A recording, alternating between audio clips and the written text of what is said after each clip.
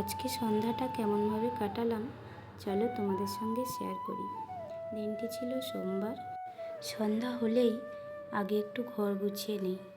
সারাদিনের ব্যস্ততার পর ঘরটা পরিষ্কার থাকলে মনটা ভালো লাগে। তো নমস্কার সবাইকে, কেমন আছো তোমরা? আমি জয়শ্রী আবারও এলাম তোমাদের সঙ্গে গল্প করতে।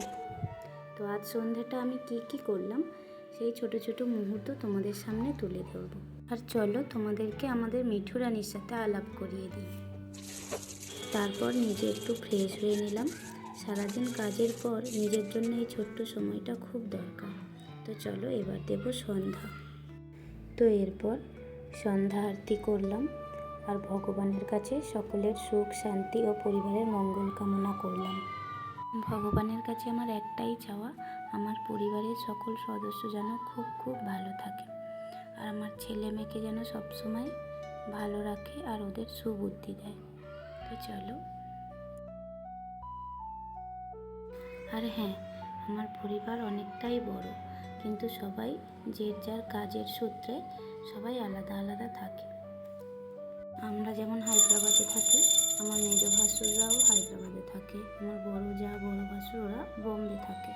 এই নিয়ে সবাই আলাদা আলাদাই থাকা হয়, কিন্তু বছরে একবার সবাই এক জায়গা হয়। দেশে গেলে খুব আনন্দ হয়, সবাই যখন এক জায়গা হয়ে খুব আনন্দ হয়। ঠাকুর পুজোর শেষে বানিয়ে নিলাম গরম গরম চা, আর সন্ধ্যায় 1 কাপ চা খুব শান্তি দেয়। তারপর চলে যাব হাজব্যান্ডের সঙ্গে একটু চা খেতে, কারণ নিচে দোকান, আমি ওপর ফ্লোরে থাকি, আমার নিচের ফ্লোরে আমাদের দোকান। দোকানেই চা নিয়ে চলে যাব, কারণ ওপরে যদি আমি একা বসে চা খাই আবার ওকে দিয়ে আসবো, ভালো লাগে না একা একা চা খেতে। তাই গিয়ে হাজব্যান্ডের সঙ্গে বসে চা খাবো। তো চলো তোমরা দেখতে থাকো।